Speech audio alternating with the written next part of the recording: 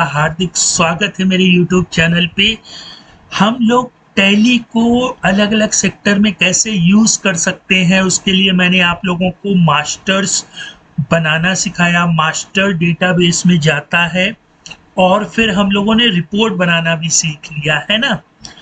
अब हम लोग क्या करेंगे, आगे आने वाले कुछ ट्यूटोरियल इसके बाद हम लोग डेटा को लिंक करेंगे। ठीक है, मेरी बात को समझिएगा कि जैसे मान लीजिए हम लोगों ने, अभी मैं आपको बताता हूँ, मैंने माई सॉफ्टवेयर की जो मेन्यू बनाई, ये मैंने अपने प्रीवियस ट्यूटोरियल में आप लोगों को काफ़ी डीपली बता दिया था। माई मास्टर्स भी मैंने आपको बता दिया था, माई मास्टर माई रिपोर्ट कैसे बनेगी। अब देखिए हम लोगों ने बनाया ग्रुप, तो ग्रुप अलग बन रहा था, लेजर अलग बन रहा था, वो सब एक टेबल के फॉर्म में सेव हो रहे थे। हम लोग आगे आने वाले ट्यूटोरियल में ग्रुप को लेजर से, देखिए जब लेजर बनाते हैं तो ग्रुप ऑटोमेटिकली आता है, मतलब लेजर की जो टेबल है वो ग्रुप की टेबल से लिंक होती है। लेकिन लेजर बनाते समय क्या कॉस्ट सेंटर का नाम शो होता है? नहीं होता है, लेकिन हम लोग अपनी रिपोर्ट में शो कराएंगे, कॉस्ट कैटेगरी को शो कराएंगे, चाहे तो स्टॉक कैटेगरी को भी लेजर में ले जाएंगे, है ना। तो ये कहलाता है डेटा को लिंक करना। वो अभी हम लोग आगे आने वाले ट्यूटोरियल में अंडरस्टैंड करेंगे। तो हम लोगों ने ये मेन्यू आइटम कैसे बनाई थी ये भी अंडरस्टैंड कर लिया था।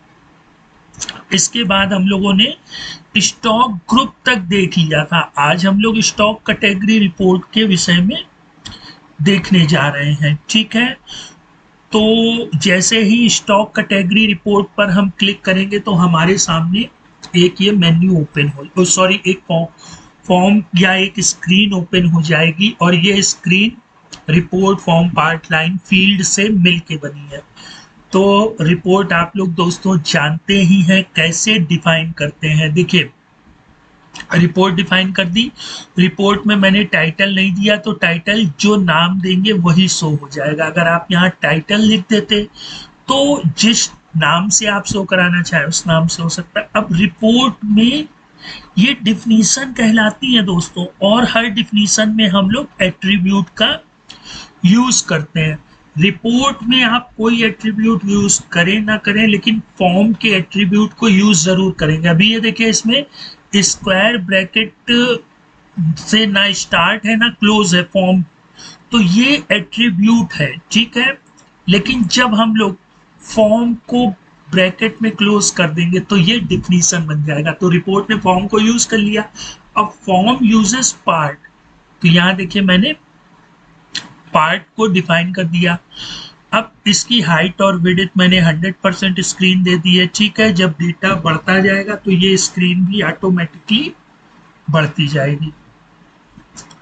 अब ये पार्ट इस फॉर्म के लिए क्या है, एट्रीब्यूट है, ठीक है।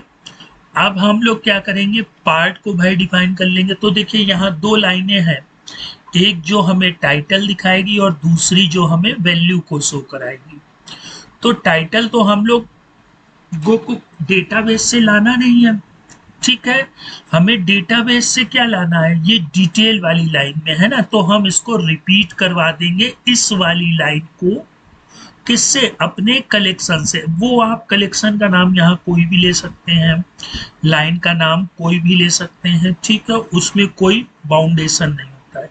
लेकिन रिपीट शब्द आपको रिपीट ही लिखना है, लाइन आपको लाइन ही लिखनी है। जो कोलन के इधर देख रहे हैं इनमें आप कोई भी चेंजमेंट नहीं करेंगे, पता लगा लाइन 1 लिख दें या, है ना, ये सब नहीं करेंगे। कोलन के बाद जितनी चीजें हैं वो उनके नाम है, वो आप कुछ भी दे सकते हैं। लेकिन एक चीज का ध्यान रखिएगा, एक बार अगर आपने लाइन इस नाम से डिफाइन कर दी तो दोबारा आप उसी नाम की लाइन को डिफाइन नहीं करेंगे।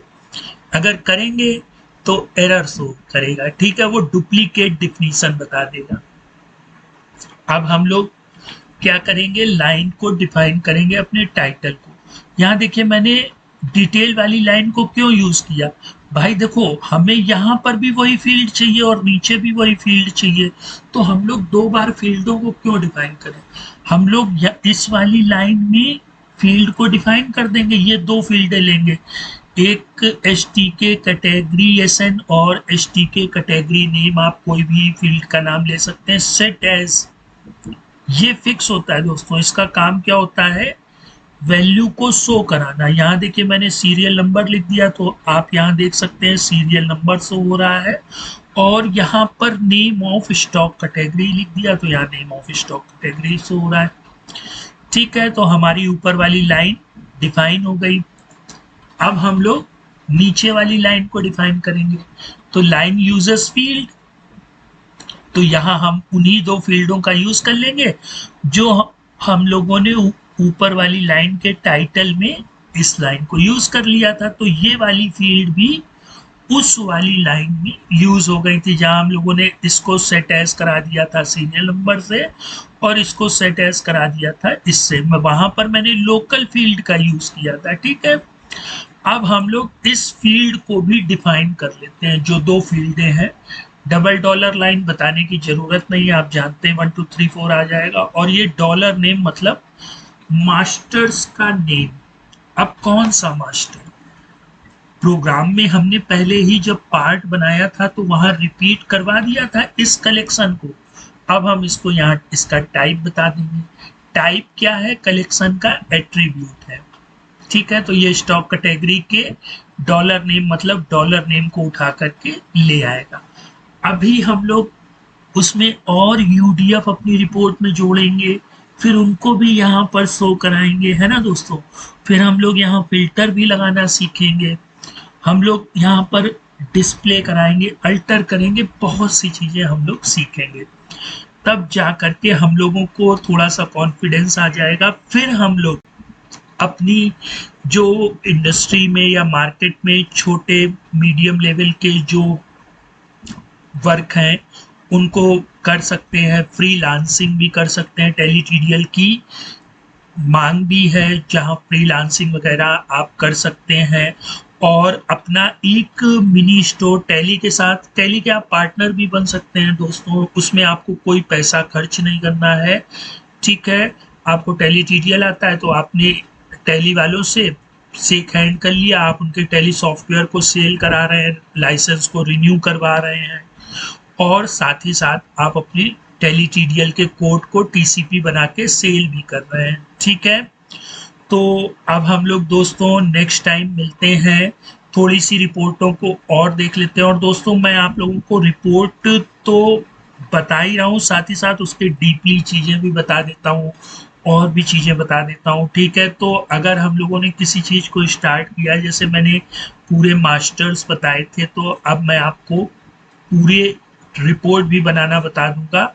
फिर उसके बाद लिंकअप होगा, और भी जो चीज़ें होती हैं जो डेटाबेस में लोग करते हैं वो पूरा हम लोग स्टडी एनालिसिस करेंगे। ठीक है, तो आप लोगों को अगर ये चैनल अच्छा लग रहा है तो दोस्तों के साथ शेयर करें, चैनल को सब्सक्राइब करें, और साथ ही साथ लर्न विथ एटी 2024.blogspot.com पर विजिट करें। वहाँ पर जो मैं आपको बताता हूँ दोस्तों, उस कोड को वहाँ पर लिख करके प्रैक्टिस करें। अगर कहीं प्रॉब्लम हो रही है तो मुझसे आस्क करें, क्योंकि आप लोग कहेंगे कि एक ही चीज़ को मैं बार बार बता रहा हूँ दोस्तों। आगे आने वाला जो टॉपिक होगा वो फिर फास्ट चलेगा, फिर आप लोगों को वो चीज़ समझ में नहीं आएगी, तो फिर मुझे टॉपिक को रोक करके फिर से आप लोगों को बताना पड़ेगा। तो बेस जो है दोस्तों, जब हम लोग इमारत बनाते हैं तो जो उसका बेस होता है वो मजबूत बना लेते हैं, फिर उसके बाद तो हम उसमें 10 खंड 20 खंड भी बना सकते हैं। लेकिन अगर हम बेस में ही जल्दीबाजी करेंगे तो फिर क्या होगा कि हमारी इमारत जो है वो ज़्यादा बड़ी बनाएंगे तो वो गिर सकती है। इसी तरह, इसीलिए दोस्तों मैं धीरे धीरे चल रहा हूँ और एक ही चीज़ को बार बार बता रहा हूँ, लेकिन थोड़ा सा अलग। जैसे ग्रुप रिपोर्ट अलग बताई, लेजर रिपोर्ट अलग बताई, फंडा सबका एक ही है, बस टाइप में जो ऑब्जेक्ट है उसको चेंज करना है ना। बाकी फंडे तो वही हैं। तो जो अगर रेगुलर देख रहे हैं, मुझको पूरी उम्मीद है कि उन लोगों को ये चीज़ें समझ में आ गई होंगी। अब दोस्तों इस टॉपिक को यही फिनिश करते हैं और नेक्स्ट